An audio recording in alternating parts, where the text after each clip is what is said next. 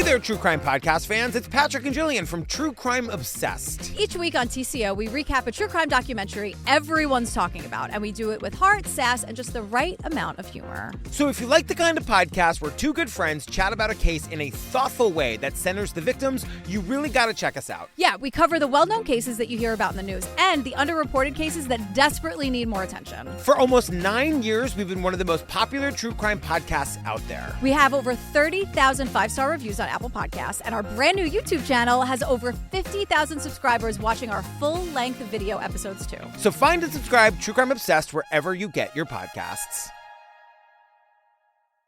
Something Was Wrong is intended for mature audiences and may be distressing for some listeners. For a full trigger warning for each episode and for a list of resources for survivors and their loved ones, please see the episode notes. Pseudonyms are given to all minors and some survivors in these stories for their privacy and protection. Testimony shared by guests of the show is their own and does not necessarily reflect the views of myself, Broken Cycle Media, or Wondery. This podcast and any linked materials should not be construed as medical advice, nor is the information a substitute for professional medical expertise or treatment. In response to the allegations against Jessica Pauley, she responded with no comment. Thank you so much for listening. You think you know me, you don't know me well at all. You think you know me, you don't know me well at all. At all.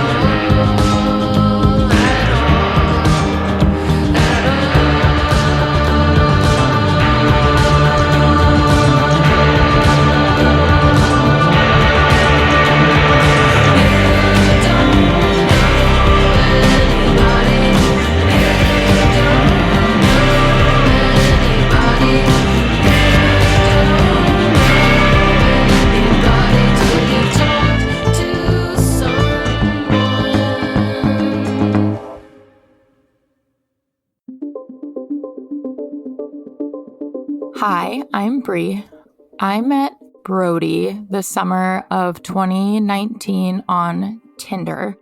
I was new to the Des Moines/Ankeny area. I had a new job in a new city and was basically alone.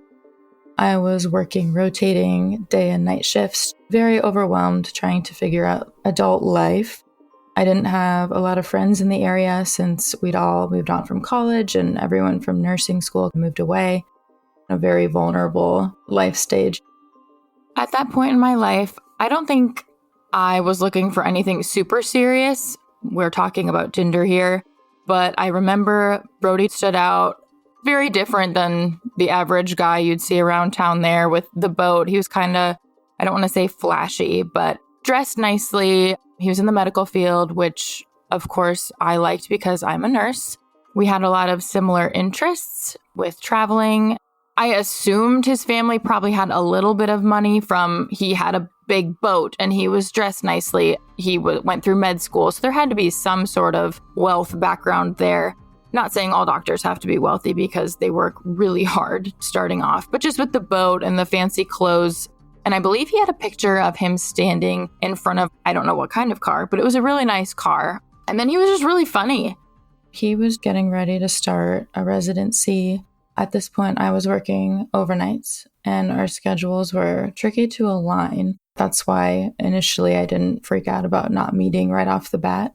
He was just a good looking dude. Wasn't really my type. I was more of a sandy blonde kind of gal, but wasn't fully my type. He was very clean cut. Had a lot of pictures of him racing. There was a photo of him in some sort of scrubs. I was 23, 24, just looking to have some fun. And I matched with him and said, what the heck? It was later that night or the next day he had reached out and we just clicked very well. It was just easy to talk to him. And right off the bat, he opened up, seemed like he trusted me, shared a lot of personal information. Like his mom had passed away and had had cancer.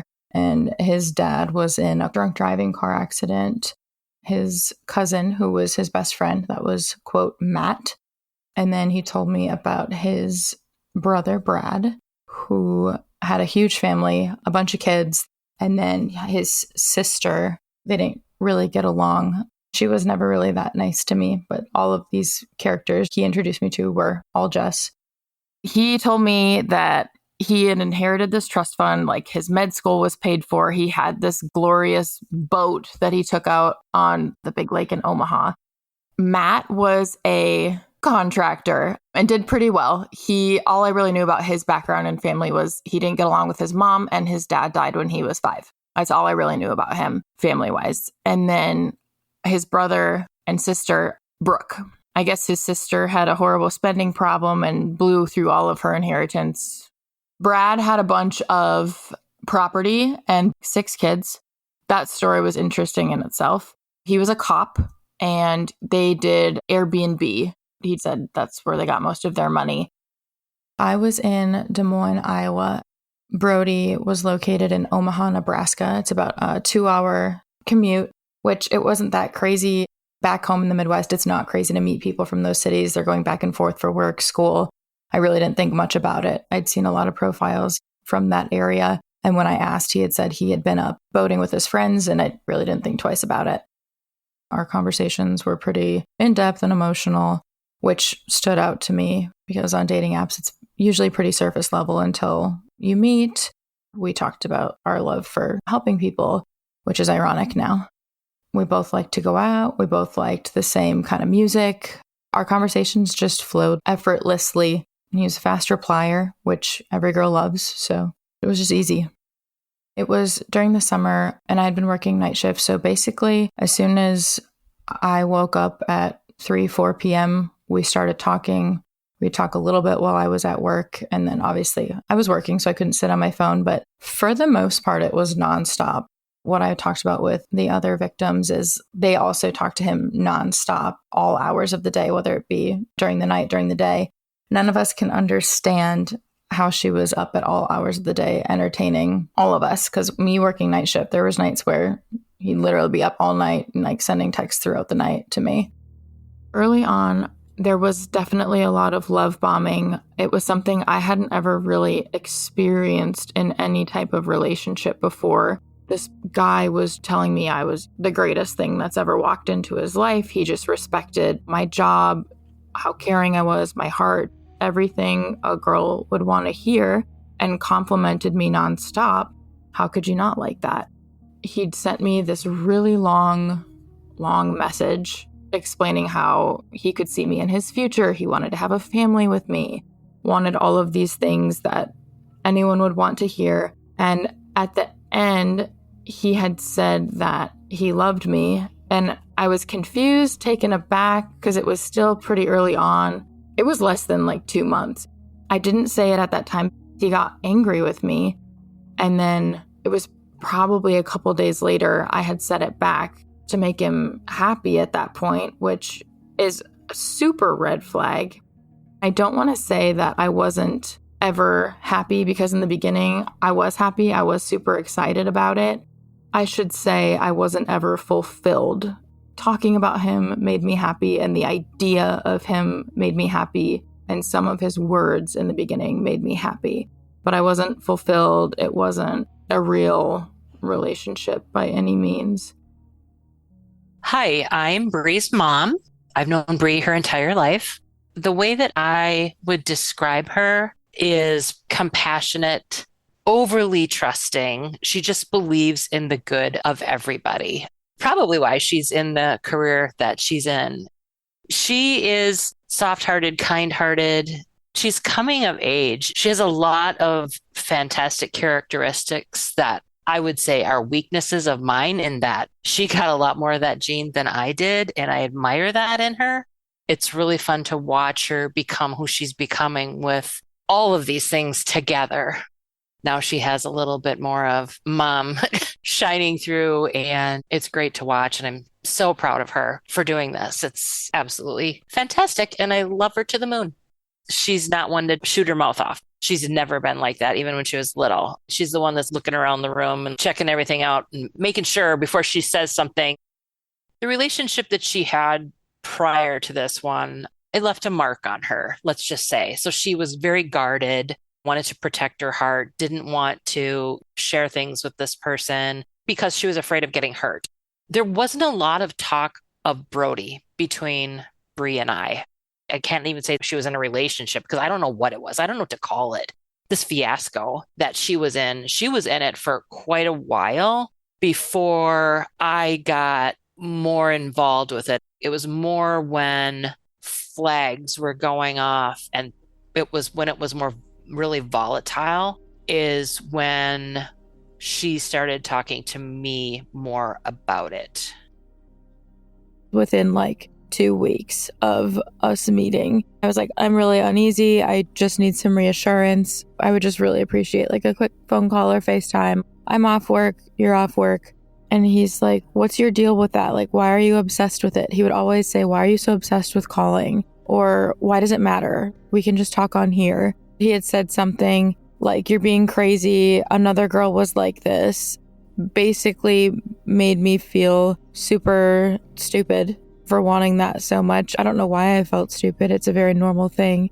But him and then Matt was also like, it's just not his thing. Like, stop bugging him. It's going to tick him off. So I just kind of dropped it. But I asked many, many, many more times. He would call Monica while she was at work. Jess also had my schedule, and similar things would happen. So I'd been talking to Brody for like a month or two. His cousin Matt, he added me on Snapchat and was sending me videos of what I thought was Brody racing at the motocross races.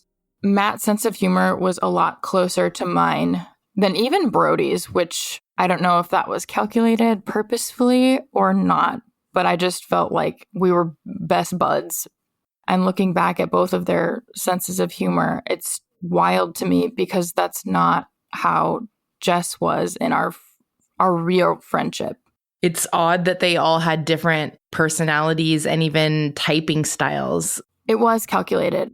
I think everything is very thought out. Me getting along with Matt so well, it wasn't in the same way as I got along with Brody, but it was just our sense of humors were very similar. Brody never really cared. He's like, it's just Matt. I was never going to date him or anything like that. My name is Emily, and I met Bree back in high school up north in Brainerd. And then we both worked at a little lakeside place up north on Gull Lake called Ernie's. So we served together for a while, and then we actually lived together for a little bit with her and her dad and me after my parents had moved back down.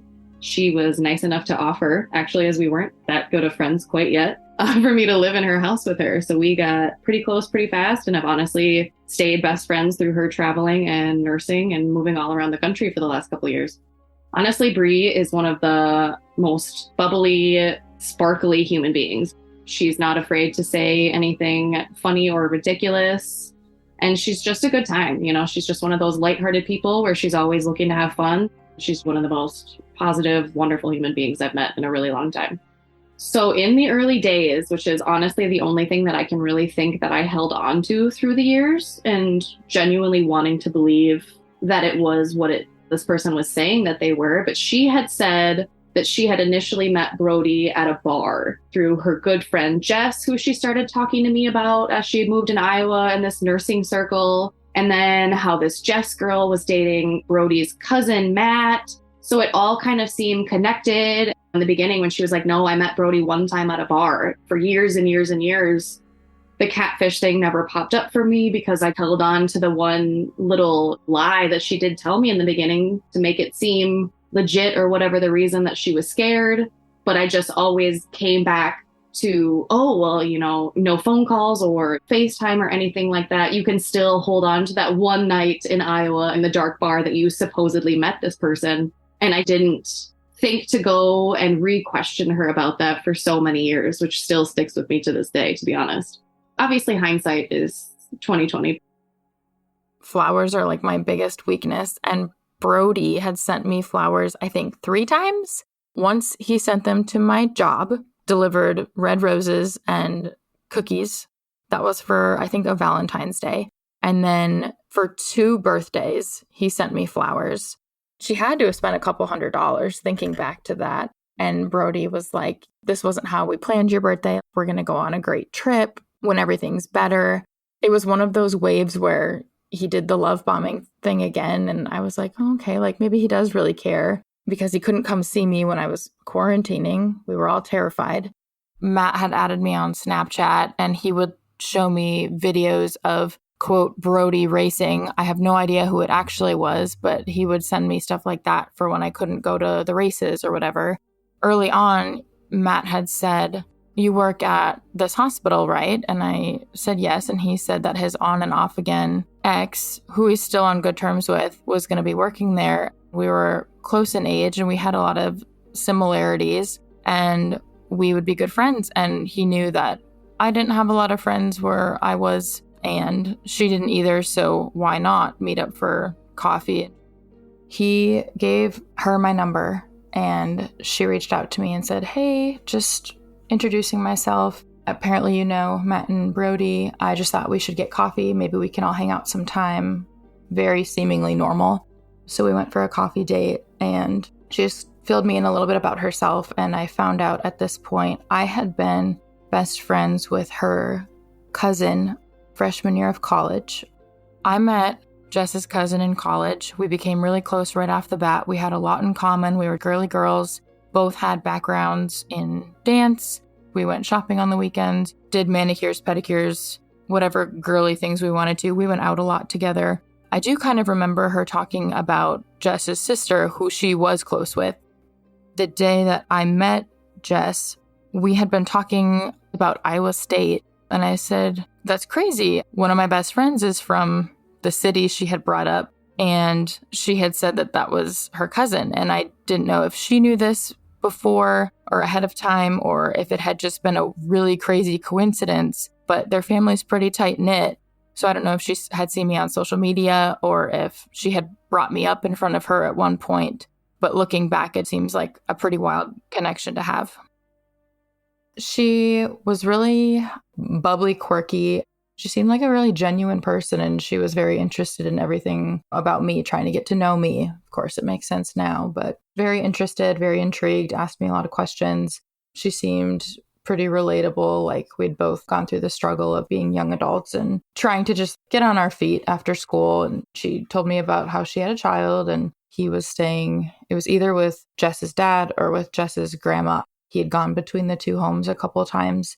What she told me was they wanted to help her so she could get on her feet once she moved to Des Moines, which I didn't think was that crazy. She was just trying to pay rent, get some things ready before the school year.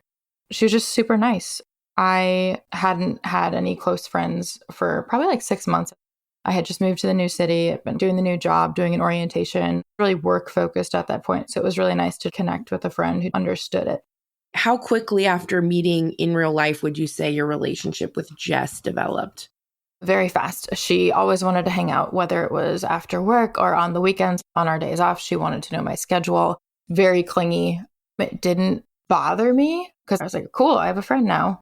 We'd go get our nails done. We'd go to the movies. We'd go shopping. She never had money, but she always had money to shop and go to Target, which was ironic. We became inseparable, basically. Here's Bree's mom. I did not get it. I did not that Jess was a bad person day one when I first met her, right? Didn't know anything about her. She didn't have like the spark that I think Brianna has. She wasn't engaging. I didn't get the connection, how the two found each other and how they were becoming these super close, tight friends. Well, now I know why. Didn't then. I was never not nice to her. Well, I was not nice to her later, but initially she just would not be the type of person that I would see Bree naturally becoming friends with without some sort of connection to somebody else. It never made sense to me how they became best friends. Are you somebody who feels like you can read people's energy? I would say 100% I am that person. I feel like if you are lying or if you're not who you are, I feel like I can pick that up. And that's because I am who I am unapologetically. This is me. If you don't like me, I don't care. I really don't care. I have plenty of other friends. So I feel like, yes, I can. And there was a point in time, Jess made a comment to Bree that she said, I don't think your mom likes me. I mean, she was right. I didn't not like her, but I didn't like her either. I'm just not interested in her. It doesn't make any sense. It's like a vacant soul. There was nothing there that gave me any kind of a good vibe. In the very beginning, she didn't tell me a whole lot. I didn't know that her and her mom had such a strained relationship. I didn't know that her and her dad had such a strained relationship. All she said was that he helps with her kid and he's a good grandpa, and that her grandma helped her out a lot. She was really close to one of her aunts, which, looking back, I really don't know what's true and what's not because of how much she's actually lied about. She didn't open up about the trauma of her family until we had been better friends, probably for about a few months, because I had heard a couple phone calls of her. I believe that one was with her grandma. They fought a lot. They had very toxic fights, her and her grandma and her mom. From what she told me, her mom had just always been toxic. Her mom had left her when she was young. I don't know if this is true. What she told me was her and her sister were very young, and her mom walked out on her dad, and her mom got a new boyfriend who was a drug addict, and she had 2 kids with this man. They were together for a long time. They would have a lot of drunk fights. She told me she kind of struggled with, mom left me for something better. Because even till like this last year of knowing her, she'd always talked about how the other 2 kids that she had with the other man were her favorite, and that was her priority, and that her mom really never cared about her and her sister the same way. And then she did talk about her dad being abusive back in the day, not since I had known her, but she did mention that. I don't know what's true on that either. Jess lived in Waukee. She lived about 20 minutes from where I lived in Ankeny, the suburb of Des Moines. That first meeting is when she started the whole trauma dump and accidentally, quote, mentioned that he had been sent away. And I said, what are you talking about? I knew nothing about any mental health history at this point. And she's like, oh, I thought maybe you'd know. I don't want to tell that story. It's not mine to tell. And I just kind of like looked at her. She's like, I'm sorry. He tried to kill himself. Like, he always blamed himself for his dad dying, and the family always blamed him. She told me that he tried to hang himself, and his cousin Matt found him, and he was sent away to an inpatient rehab in Colorado.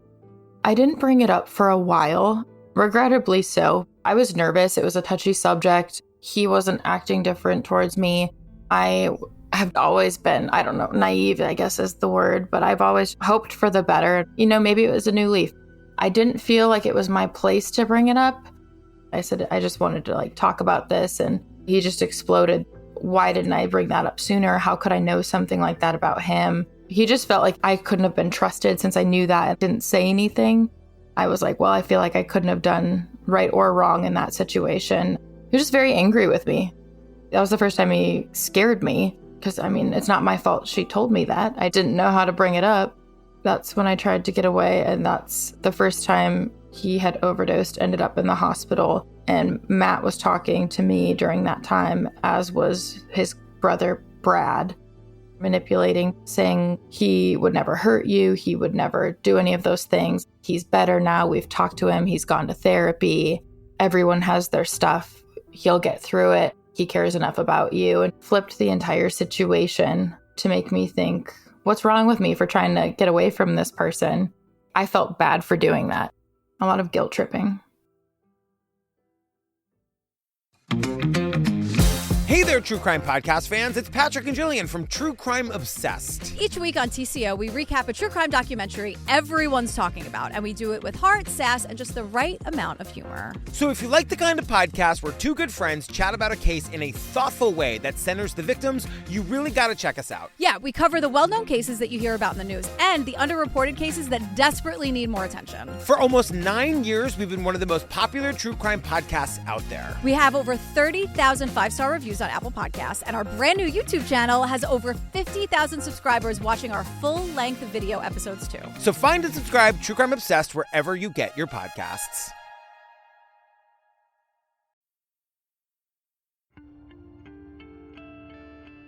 It was very similar every time, so I'm trying to remember specifics from the first time, but oftentimes it was an overdose. One other time he had gotten in a car accident, but the first time I remember it was an overdose. He was so upset that I would consider leaving, like he thought I was different or whatever manipulation tactic he could use. But basically, I didn't hear from him. Our conversation cut off all of a sudden. And then Matt would come into play and say something along the lines of, have you talked to Brody? And I'd say, no. He stopped texting me. Have you seen him? And he'd say, no. And then say something to like poke the bear, make me worry a little bit, but nothing too crazy. And then at some point or another, Brad would text me and say, hey, have you talked to my brother? And I'd say no. He's like, so was he angry? Was he upset? And he was upset that I didn't go look for him.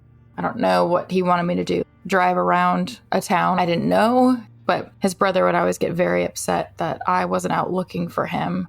He'd say, you never cared anyways. It's just not your problem. It's ours. We're his family. And just be very manipulative in that way. At some point, usually it was within 48 hours, either Matt or Brad would text me back and say, we found him. We're in the hospital. He's on a ventilator. He overdosed. Or like the one time he had been in a car accident. And with Jess being in the medical field, she knew a lot of medical terminology. So she said things that seemed very real, like he has a chest tube or he is on a ventilator, he's on pressors. And I'm a nurse, so it made sense. I knew the questions to ask and she could figure out how to answer them to make it make sense to me. One of the bad accidents, I believe it was a motocross accident, he had gotten a head injury and she told me that he had a bone flap, which is when they take a piece of your skull so your brain, so the swelling can go down, essentially. Things that were so real in my everyday life. I don't know if she learned from work or learned from what I was asking her, but it was just so real. I'm sure other people touched on this, but he was sure to ruin every holiday or birthday because he was grieving not just his mom, but his dad. We had made several plans for either him to come and do like a Thanksgiving or a Christmas, or we would play things by ear, like if he was going to be in the area. But there would always be a fight that day, or he just wouldn't talk to me that day. And I would try to see what was going on or get in his head and see if there was anything I could say or do to make things better. But he was so good at ruining any good day for all of us. We all talked about that. Then usually within 48 to 72 hours, he would end up texting me and getting upset that I didn't reach out while I wasn't hearing from him more. I didn't know what to do during that time when I wasn't hearing anything. I was just so upset that someone could do something like that to make me worry for so long. And usually in the meantime, I was trying to call either my mom or my best friend back home because I'd get to the point where I just couldn't really deal with it anymore, being overwhelmingly worried until I heard anything. It was often like a waiting game with my stomach falling constantly the whole time. It just became routine. From other victims I've heard, she even pulled in her son to validate that. Yes. Did that happen with you? Yes. There's 2 instances that I remember specifically. One time, I think we were just having dinner or something. To her child, she said, you remember going on the boat with Brody and Matt, don't you? You remember that? And he was like, yeah. And then he was like, Brody picks his nose, and was just being a kid saying these silly things. And then another time that like really sticks in my head was one of the times after she had convinced me to drive to Omaha to meet him. And naturally, he wasn't there. It was in a blizzard. I'm stupid at that point, but I was just so desperate, just needing to know that I wasn't crazy. This was a real person. I had needed some sort of reassurance. How far in was this? Probably about 5-6 months. I was like, no, we're meeting today. Like, this is it. Because we rarely had the same weekends off. It was to the point where I was like, no, we're meeting tonight. I drove and sat in a parking lot because what had happened was Matt took his keys, so he couldn't meet me. And I'm like, you can't Uber. And I just sat there for like 2 hours. I was so mad. I was so upset that he would let that happen. And then I drove home crying the entire way home. I didn't want to go home alone, so I went to Jess's house. I was obviously crying when I walked in the door. I was just super upset and embarrassed, and it's a terrible feeling. And her child had said, Brody's going to get you every time, Bree. At the time, I didn't think twice about it, but ever since this all came out, that replays in my head. There's just so many scenarios where Jess would go with me driving to Omaha 2 hours away to go to a pumpkin patch. She knew how bad I wanted to go to a pumpkin patch with Brody, wasn't a festival, but there was this huge pumpkin patch that everyone went to. It was just like the trendy thing to do. And I was like, can we please do this? I'd have so much fun. I can't remember if he used it as a memory that set him off, but he did not like pumpkin patches and wouldn't do that with me. And initially had agreed to meet me there. And then we get there and then he's like, I don't know why you have to keep asking, you know how I feel about it, and would make me feel like complete crap for wanting to do something like that. There's so many events. There was a couple car accidents. One time we were fighting and he was supposedly pulling out of a parking garage and got T-boned. And Brad had said, oh, he told me you guys were fighting. So he was probably being reckless because of that, throwing those lowball comments to like make me feel like it was my fault. There's a couple car accidents, the one bad motocross accident.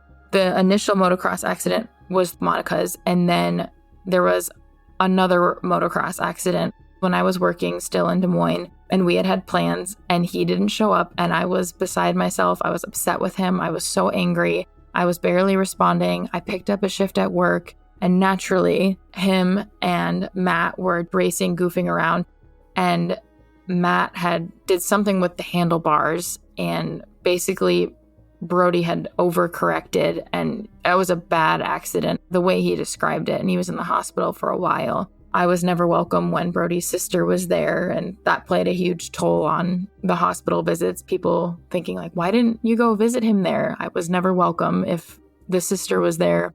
Or obviously if he still had a breathing tube, I didn't want to meet his family before I met him, and I was pulled in every sort of direction with that. I felt so guilty, and then Matt would be saying things like, oh, you know he would want you here, or he'd say, he'd be embarrassed, like he wouldn't want you to see him like this to like make me feel better. Every angle would pull me in a different direction. I wouldn't say I felt happy, maybe at the very beginning with all the love bombing, but then it was more of just feeling trapped because every time I tried to leave, something like this would happen, and I knew the brother would blame me. My mental health definitely deteriorated quickly. I wouldn't say Jess had as much to do with it. I had other friends that noticed she was controlling. I didn't really see it at that point. We were inseparable. I didn't think twice about it. I had other friends that noticed I hung out with her a lot, and we'd worked together, so she would come to my unit a lot, but it wasn't that crazy because of our jobs. But with Brody, it was very high highs and very low lows. We would have days of being great, which sounds crazy because it's not like we were ever in person, but he just knew everything I wanted to hear because Jess knew everything about me as a person, and that's how she got every angle of me. The lows were really low, and a couple of times I had mentioned I'm miserable. I had started therapy, and Brody used to say that my therapist was crazy, and it's not fair that my therapist didn't get his side of anything, and how I'd made everyone hate him. I had been begging. I'm like, I don't want any harm for you. I don't want any harm for me. I just don't want to do this anymore. And he'd said, you were a miserable person when I met you. Don't blame it on me. Here's Bree's friend, Emily. Bree and I have had this conversation, how she was an overnight nurse and was so tired and working so hard that after being emotionally beat down at a job and then emotionally beat down through a text message relationship, she genuinely didn't have any fight in her anymore. And it was honestly heartbreaking to see towards the end there. You know, you don't want resentment to happen between you two, but I also can't sit here and watch you just be absolutely miserable and controlled by a phone at the same time, you know? The decision she's going to make on her own versus what she thinks that me and her mother, who were very on the same page, think about her and her relationship. At the end of the day, she does have to learn it, even if it's the hardest, worst lesson she could learn. We had been friends for about 6 months. We moved in together in the spring of 2020. It was right before COVID happened. Her son was still with her dad / her grandma. And the plan was, let's move in together. We'll both work. We'll save a bunch of money, which is what we both needed to do. I did that. She did not. I was in my same apartment building, which I said, the only way I'm doing this is going upstairs to a bigger apartment. And that's how I agreed to it. We got a huge 2-bedroom, which was super cheap back in Iowa. The plan was we would live there. It would be her and I, and then her child was going to come for the school year. So I still had like 6 months to prepare for that because I wasn't really at a point where I was ready for that. And then it was a week into moving in together. I don't remember what exactly happened. Monica is more familiar with this part of the story. What Jess had told me was Monica doesn't want to drive to go out with us. And then what she told Monica was, Bree doesn't like you. She doesn't want you at the house. We didn't understand it. Like there was no reason for us to not like each other, but she just drew a wrench in that relationship right off the bat. So I knew of her. I was working. Her and Monica drive to go get her son because of all of this craziness happening with her family, packed up all of his stuff and brought him to where we were. So moved him in. I thought I had like 6 months, and then she just moved him in that week because of everything happening. And I mean, what was I going to say? It was her child. There's nothing I could really do. That was probably not my best choice, but it is what it is. My friends and family were like, are you sure you want to do that? And I was like, it's for now. We'll make some money. And eventually I knew I wanted a travel nurse. It wasn't forever. It's not a big deal. We talked about how I was not a built-in babysitter. I was very upfront about that. I was like, I'm young. I don't have kids for a reason. I was an ICU nurse. I was working as much as I could because it was my only socialization. All of my nursing unit were very young. We were very close-knit. COVID was no joke. We were working in the ICU overnight, sleeping all day. It's a very weird schedule. It was a very weird point in my life, but work was life. I would sleep during the day, and then that got tricky with having a now child roommate. How did you navigate being so busy and living in this environment and your relationship with Brody? How consistent was your communication with him at this point? From what I can remember, it was pretty consistent during that time. I was sleeping. I was up talking, texting him, getting ready for work. And then I would answer when I could while at work. And occasionally, it just couldn't happen, especially during the COVID times. And that's when I was accused of cheating at work often, which was comedic if you were there watching. That got really heavy when I was communicating less. I had to have been doing something wrong. I would stay up. I would be like sleep deprived, just talking. But at that point, it didn't bother me as much. Later, when I got sick of everything and I chose to sleep more and I chose to not interact as much, it became a problem and it started more fights and tensions got higher. And we definitely fought a lot more when I was communicating less. During this time, Brody was PRN as needed nursing. Basically, like he could pick and choose his hours. He'd been an RN before. He did that before this residency endeavor, but he would pick up as needed and kind of work whenever, but he was super wealthy, so he didn't have to work crazy amounts. He had a trust fund and he could basically do whatever he wanted. I guess his dad was a lawyer. I don't remember anything about the mom's job, but basically he inherited everything. And I remember this caused a huge fight one time. It made me feel so awful because I had been working a bunch of overtime and he had been angry that we weren't speaking or I wasn't communicating something. It flew out of my mouth, something along the lines of, we don't all have a trust fund or something like that. And that was never forgotten, always held over my head. I apologized profusely. Wasn't my nicest, kindest moment, but I was just so frustrated.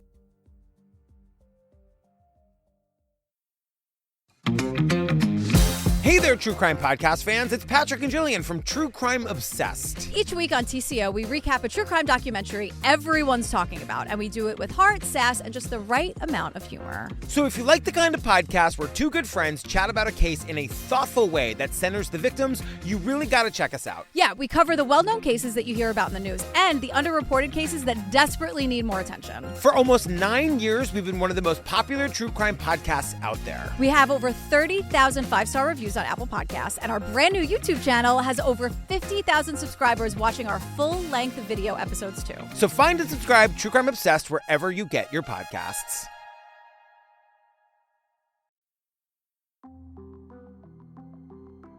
While living with me, I think most important to note, she knew my schedule. She knew like my daily habits. So she knew every time I had planned to go see Brody and then plans would fall through. Oftentimes she'd be there when I was getting ready for a date and be like, oh, what are you guys doing? I'd tell her, she'd be like, he's so lame, and play off of it and just know that the entire time I was going to go waste hours of my life driving there and driving back. It was during COVID, so we didn't get to go out and see the rest of our friends as much. So we did spend a lot of time together, whether it just be watching movies, having dinner. We were really close roommates at that point. Thinking back, I would be mad now, but I wasn't mad that Jess would talk to Brody back then because they had been friends before me. But they would talk and she'd tell him, you're really just hurting her. You need to either shit or get off the pot, basically. You're promising all these things and you're not delivering. She'd show me these paragraphs of conversations between her and Brody, between her and herself, making me think that this is real. He has real feelings. He's just got some serious shit he's trying to work out, and I need to give him some more grace. After several times where we planned to meet up and he had ruined the plan or decided it wasn't going to work or didn't show up, I started to sabotage the meetups because I didn't want to be let down again. I had never, ever questioned that it was her, even though she was my only connection to him. In what world could that have been true? Because it was so many people. I never thought that. I did question if it was real multiple times, but I didn't do a ton of digging. You kind of know something isn't right, but you look the other way. I was definitely in that spot for a long time, or part of it.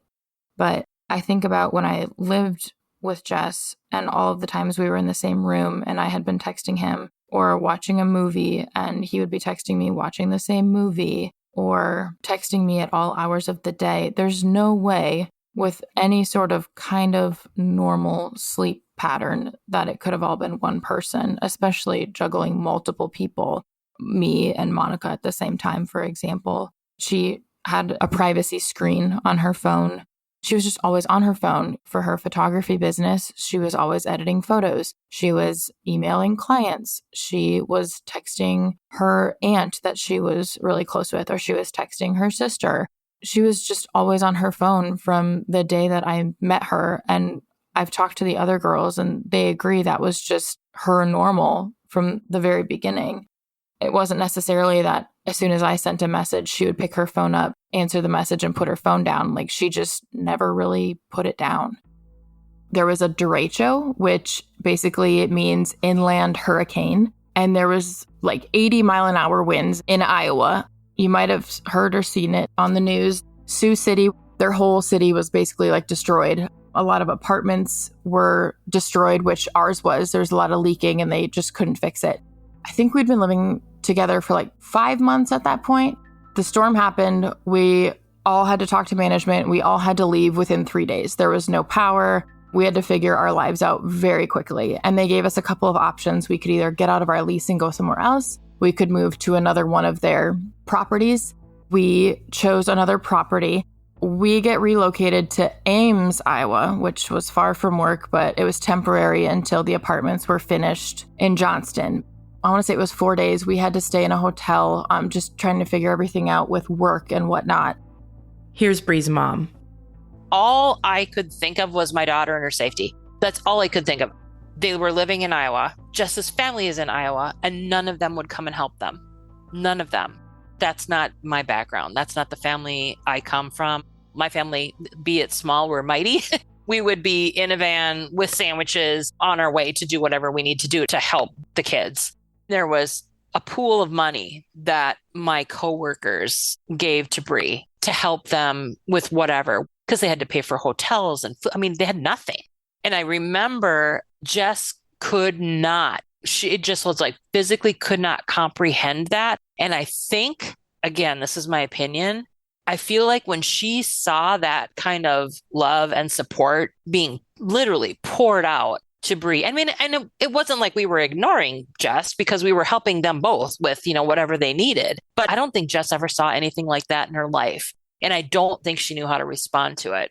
I mean, the roof tore off their building. The building was demolished. They had to relocate. It was a big deal. It was in national news. I mean, there is no way these people did not know this. There's no elevators. It's 100 and some degrees out. They're trying to pack all of their belongings. You couldn't find a U-Haul if you wanted to.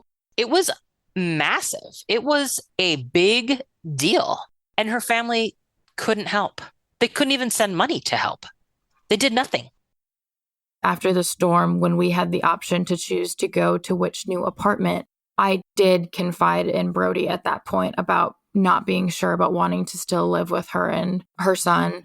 It wasn't the smoothest ride, and this was a way out of that. And next thing I know, he had told Matt, who had told Jess, and she is a crying mess because I'd said that. I was just so upset with Brody. I was like, you're supposed to be my rock. You're supposed to be someone I can confide in. And then you went and you told them how I was feeling. I was a very vulnerable spot, and I told you how nervous I was to talk to her about it. And you just went and told Matt, who of course told her. And it caused a huge fight between us. And then I felt so guilty for doing that. I signed another lease, but at that point we'd only be living another like 4 or 5 months together. This happened on a couple occasions, but it wasn't on as big of topics where she would text me and tell me that Matt told her something. But this case, we were staying in the hotel together and she was just bawling her eyes out. I just gotten home from work whilst we were still deciding on what we were going to do. And she was crying, and I had to ask her multiple times what was wrong. And then she finally told me that Matt had told her. And of course, Matt heard it from Brody. It was a horrible crying fight. And basically it just ended up with me being like, I can figure it out. Everything's going to be fine. We'll just stay in this new place till the end of our lease. So basically out of guilt, I agreed to stay there. And then fast forward, we moved into the new place. They were there for a couple months, and then she just wasn't having enough help with her kid. So she told me. And so she needed to move home with her dad. At the time, it seemed believable, but looking back, I don't know if another victim was found out and she needed to get the heck out of Dodge. She really wasn't in a good spot with her dad at that point. So I was super surprised she would even consider going back to living with him. It had to have been something worthwhile to make her do that because she really didn't want to do that. But she agreed. She's like, I'll just pay my half of rent for the rest of the lease. It was like 3 or 4 months. I was like, okay, and then I'll move to a single. And I was fine with that. When Jess decided she needed to move home for needing more help with her son, she decided to have a going away party. We had a bunch of shared friends. And it wasn't that crazy. There was this Mexican restaurant we all love to go to. So we just decided to go to dinner one last time as a huge group before she officially moved. That night, one of my close friends in Des Moines, she was getting ready with me and Jess called me. This is when we still lived together. She called me and she said, hey, I'm going to be there shortly. I just need to do a couple things to get ready and then we'll go. And I told her that my friend was there. That was great. Whatever. I had grabbed a new plant to put in the window and I got a new welcome mat because the other one was destroyed, but I didn't get rid of anything. And she lost it, had a huge breakdown. I had been in my bathroom finishing, my hair or whatever. And I could tell she'd been upset and she ran out the door. She's like, I'll just meet you there.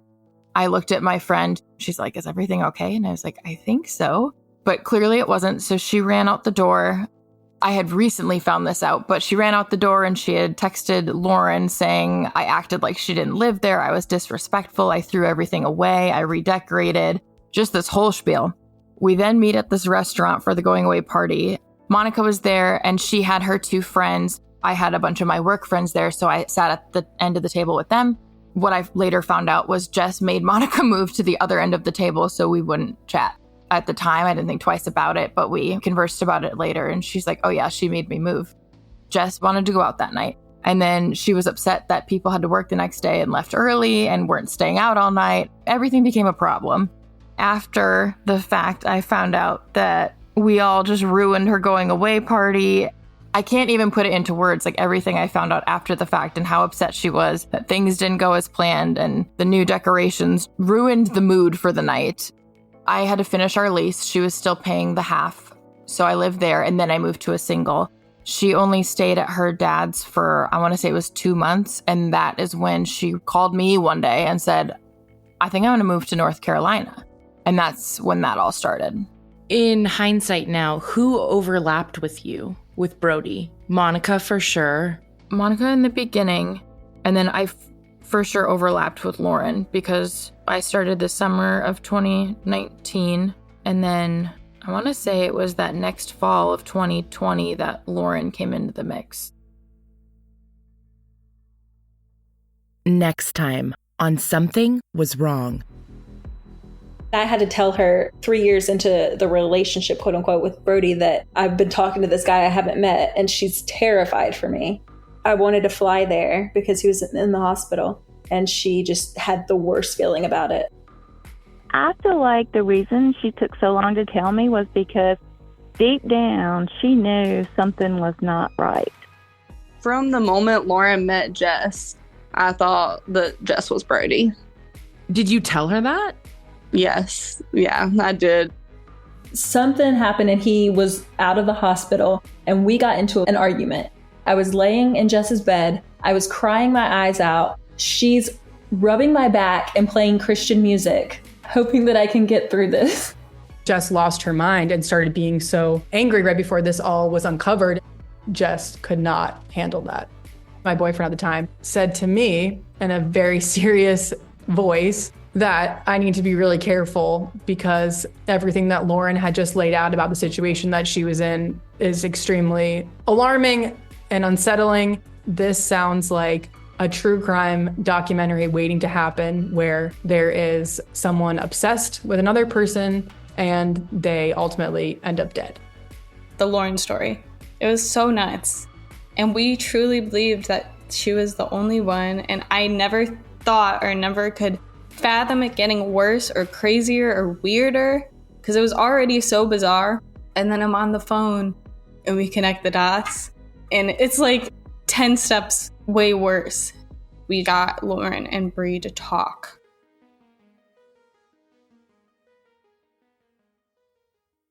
Thank you so much for listening. Until next time, stay safe, friends.